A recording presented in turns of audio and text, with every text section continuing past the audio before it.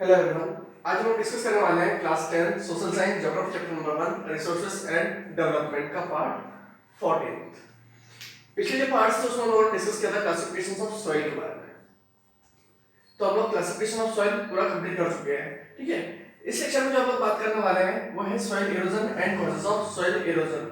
अब soil erosion क्या होता है, कॉजेज ऑफ सॉइल इरोजन क्या क्या है, वो हम लोग सारा इस लेक्चर में डिस्कस करने वाले हैं। तो हम लोग शुरुआत करते हैं सॉइल इरोजन की। अब सॉइल इरोजन की डेफिनेशन क्या है? The denudation of soil cover and subsequent washing down of soil is described as soil erosion. अब denudation of soil कुछ कीवर्ड्स होते हैं जो आपके हम लोगों को ध्यान रखना है, ठीक है। तो soil erosion क्या होगा?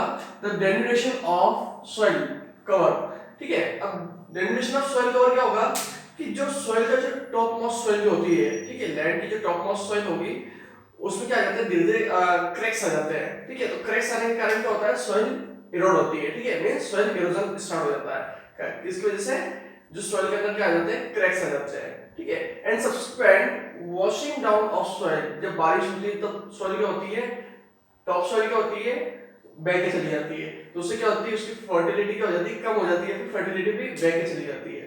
तो वो क्या होगा, एक सॉइल इरोजन, उसे हम क्या बोलेंगे, soil erosion. Clear? Means soil में क्रैक्स आना और एक सॉइल बह के चली जाना, दोनों क्या होगा, सॉइल इरोजन का पार्ट है, ठीक है। मींस हम लोग उसको क्या बोलेंगे, सॉइल इरोजन बोलेंगे। तो क्या कॉजेज है सॉइल इरोजन के, हम लोग देखने वाले हैं। तो नेक्स्ट टॉपिक हम लोग पढ़ने वाले हैं कॉजेज ऑफ सॉइल इरोजन। अब कॉजेज ऑफ सॉइल इरोजन आप लोगों ने पढ़ा होगा लैंड डिग्रेडेशन।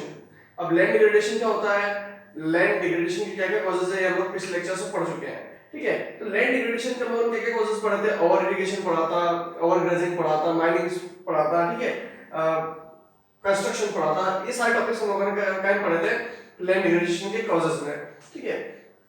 अब कॉजेज ऑफ सॉइल इरोजन क्या होगा, अब सॉइल क्या है, किसका पार्ट है, कि लैंड का पार्ट है, ठीक है। तो soil is a part of land. So जो कॉजेस लैंड डिग्रेडेशन के थे वही कॉजेस क्या होंगे, सॉइल इरोजन के भी होंगे। जैसे ओवर ग्रेजिंग, ओवर ग्रेजिंग जब एनिमल्स और जो कैटल्स होते हैं वो क्या करते हैं, घास चरने जाते हैं, ग्रेजिंग करते हैं। तो ग्रेजिंग करते हैं तो प्रॉपर तरीके से कटाई तो होती नहीं है, तो क्या करते हैं, ग्रास को कैसे ऐसे ऐसे खींचते हैं। तो खींचने के साथ क्या हो जाती है, सॉइल भी उसके साथ आ जाती है। तो वो भी एक सॉइल इरोजन का क्या है, कॉजेज है। कंस्ट्रक्शन, जब रोड ब्रिज बनते हैं तब क्या किया जाता है, कंस्ट्रक्शन किया जाता है। तो कंस्ट्रक्शन में क्या किया जाता है कि अलग अलग केमिकल्स को मिलाया जाता है, सीमेंट को मिलाया जाता है, तो उससे क्या होती है, सॉइल खराब हो जाती है। तो उससे भी एक सॉइल इरोजन का कॉजेज है। माइनिंग्स, ओपन पिट्स छोड़ दिए जाते हैं, इम्प्रॉपर तरीके से माइनिंग्स की जाती है, मिनरल्स को निकाला जाता है, तो उसकी वजह से भी क्या हो सकता है, सॉइल इरोजन। ये भी एक सॉइल इरोजन का कॉजेज है। Defective farming method, defective farming method हम लोगों ने पढ़ा था ओवर इरिगेशन, तो वो भी एक डिफेक्टिव फार्मिंग मेथड है जो कि क्या कॉजेज है, सॉइल इरोजन का कॉजेज है, ठीक है। अलग अलग केमिकल्स का यूज कर रहे हैं हम लोग, पेस्टिसाइड्स का यूज कर रहे हैं, वो भी क्या है, एक सॉइल इरोजन का कॉजेज है, ठीक है। अब ये तो हो गए ह्यूमन फैक्टर्स जिसकी वजह से सॉइल इरोजन होता है, ठीक है। अब कुछ नेचुरल फैक्टर्स भी है जिसकी वजह से सॉइल इरोजन होता है, जैसे विंड, ग्लेशियर और वाटर। जब विंड, ग्लेशियर और वाटर का बहाव आता है तो वो क्या लेके जाती है, अपने साथ सॉइल भी लेके जाती है, तो वो भी एक सॉइल इरोजन का कॉजेज है। अब हम लोगों ने इस लेक्चर में पढ़ा soil erosion and causes of soil erosion. अब आपकी बुक में कुछ की टर्म्स भी दे रखे हैं, क्या कीवर्ड्स देखने को मिलेंगे जो कि हम लोग समझते हैं। First is gullies. अब गुलीज क्या होती है, deep channel develop in clay soil due to running water.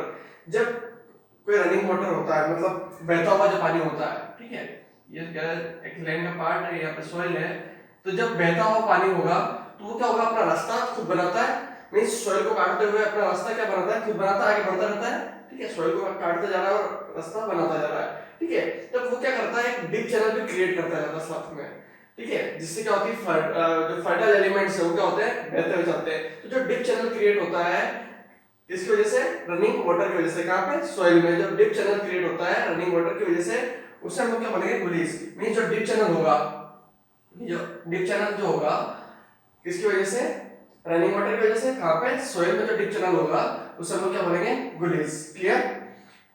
Second thing is ravine. Ravine क्या होगा, वेटलैंड इन चंबल रीजन।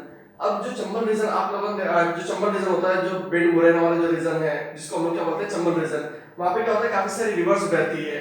तो रिवर्स बहती है तो अपने साथ क्या होती है, फर्टाइल एलिमेंट्स को क्या कैसे बहा के ले जाती है, बहा के ले जाती है। ठीक है, फर्टाइल एलिमेंट जो होते हैं उनको क्या बहते हुए पानी में क्या हो गए, फर्टाइल एलिमेंट्स और सॉइल के जो पार्ट्स है वो क्या होते रहते हैं, बहते रहते हैं। तो उससे क्या होगा, जब फर्टाइल एलिमेंट्स नहीं होगी तो वो क्या हो जाएगी, अनफिट फॉर कल्टीवेशन, उस पर हम लोग खेती नहीं कर पाएंगे। जैसे हम लोग बात करते हैं कि जो छोटे छोटे टीले होते हैं, ठीक है, टीले होते हैं ना छोटे छोटे, उसके बीच में से कोई रिवर निकल रही है तो वो क्या होगी, अपने साथ फर्टाइल एलिमेंट्स को क्या बहा के ले जाएगी।